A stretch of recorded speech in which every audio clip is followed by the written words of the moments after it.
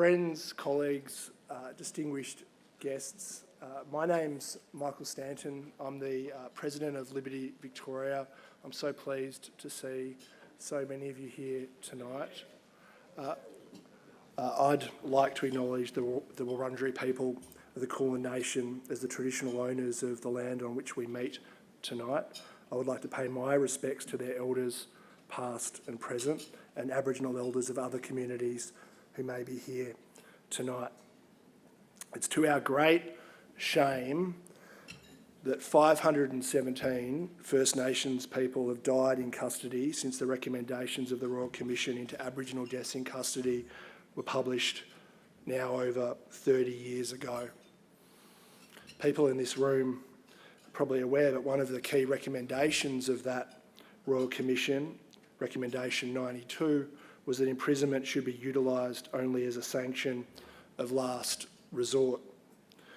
Yet we see a largely bipartisan embrace of penal populism, mandatory sentencing, bail and parole reforms that we know have had a disproportionate and deleterious impact on First Nations peoples, sometimes with fatal consequences. Something needs to change. It's good to be together this evening, particularly after the last 2 years and the challenges of COVID-19 for all of us. I know a lot of people here tonight have been looking forward to catching up, and so I'll keep these opening remarks fairly brief. Tonight, we celebrate the achievements of some truly remarkable people. All the award winners have done incredible things. And I was thinking about what unites them, and perhaps it's bravery. Bravery to take a stand when held in indefinite detention. Bravery to speak up for vulnerable minorities, taking a stand for the rights of people, whether that be in Afghanistan or in Australia. Being brave and standing up when politicians and the tabloid media take the easy road and decide to punch down, whether that be on refugees and people seeking asylum or young and vulnerable LGBTIQ+ people. Challenging the orthodoxy that would seek to silence dissenting views and recognising that the majoritarian or populist view isn't always correct. And indeed, if it was, then human rights and civil liberties would have very little work to do because there wouldn't need to be safeguards against the tyranny of the majority. I'd like to welcome you all and many distinguished guests, too many to name individually. I would like to acknowledge, though, that we are honoured tonight to be joined by several judges from Afghanistan. Your Honours, thank you for joining us tonight. You honour us with your presence, and thank you for your bravery in support of the rule of law. Civil liberties and human rights are fragile, and may we never take them for granted here. Tonight we'll present the awards in 3 phases. You have programs on your tables where you'll see the winners, a blurb for each and the plan for this evening. Shortly I'll speak to you all about Mehdi Ali, the Voltaire Empty Chair Award winner, and you'll see a video from Mehdi accepting the award. That's been pre-recorded because he's now in the United States, Minneapolis, where he's been afforded meaningful protection to our shame. We'll have a break and then we'll have entree, and you'll hear after that from the young Voltaire Award winners, Satara Mohammadi and Sajid Askari.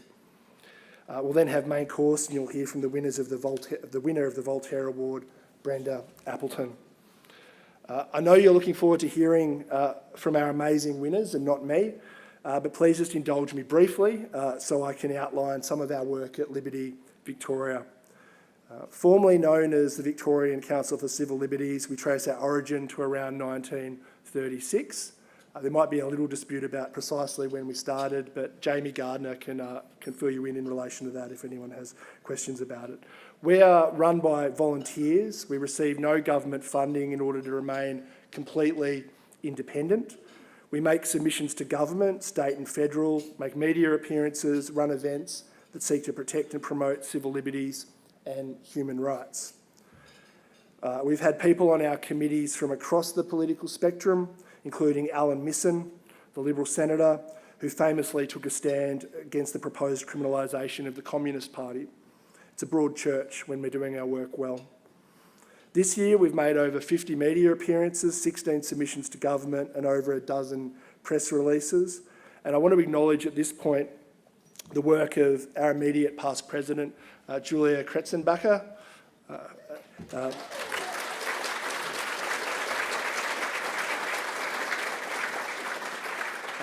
who didn't get to do one of these because of COVID. So I'm not sure if that's a good or a bad thing, Julia, but I'll tell you later. But she really built particularly our media capacity and our ability to respond dynamically to media requests. And I'd like to thank all of our spokespeople. We really have a terrific group of people who can respond to inquiries quickly and dynamically. It's a really strong team.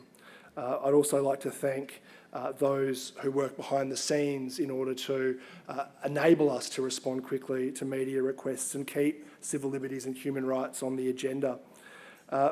Now, tonight we have a hashtag, Voltaire 2022.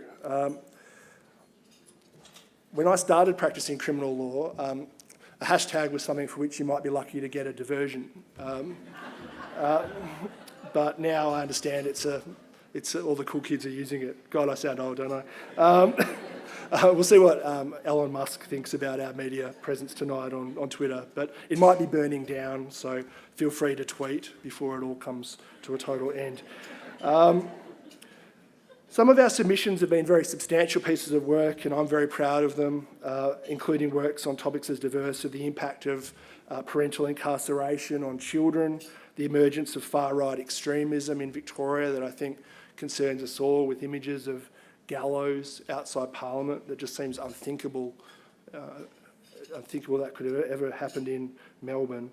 The criminalisation of grossly offensive conduct in public, visa, character cancellation reforms, the list is endless, and most, perhaps very significantly, the need for a robust national framework to support privacy, protect privacy, something that appears more urgent than ever after recent data breaches that have affected so many people. During COVID-19, we were actively consulted by the crossbench, including on the drafting of pandemic-specific legislation, which in our view is far preferable to rolling executive orders. We spoke out about the excesses by police and the government, including most notably the hard lockdown of the public housing towers in North Melbourne and Flemington.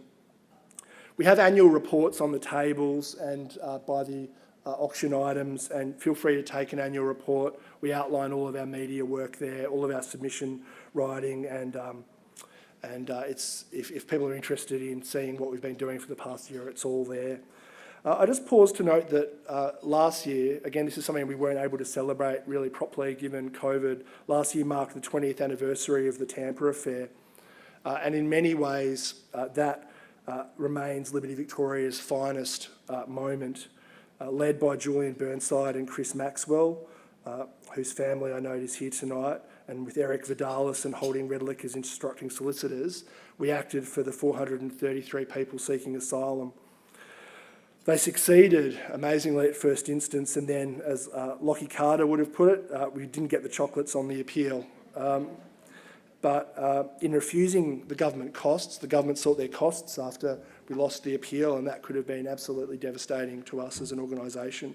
And Chief Justice Black and Justice French, then on the federal court, said, "This is a most unusual case. It involved matters of high public importance and raised questions concerning the liberty of individuals who are unable to take action on their own behalf to determine their rights. There was substantial public and indeed international controversy about the Commonwealth's actions.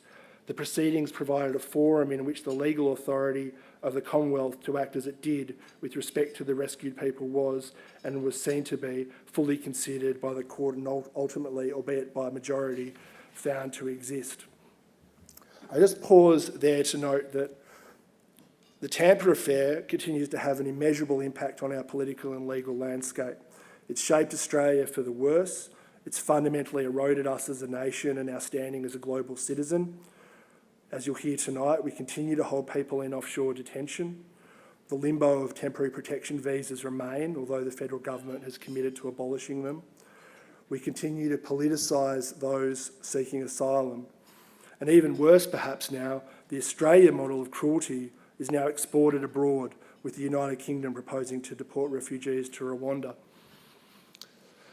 We now have a culture where people seek to make political mileage out of disregarding our international obligations, and sometimes brazenly. Perhaps most shockingly, this was demonstrated recently by some politicians, and not in Victoria, I should add, seeking to politicise the obstruction of OPCAT inspectors to the point where they had to suspend their visit to our places of detention. And I pause there for a moment because, in my view, it bears repeating. Australia, as a signatory to the optional protocol to the Convention Against Torture, has now joined Azerbaijan, the Ukraine and Rwanda as the fourth country to have ever seen inspections suspended or terminated. And some politicians are proud of it. So we have plenty of work to do, including perhaps most pressingly, the desperate need for a national charter of human rights to ensure that civil liberties and human rights have meaningful protection at a federal level. There are many people to thank for their work with Liberty Victoria, and I'll do that later this evening.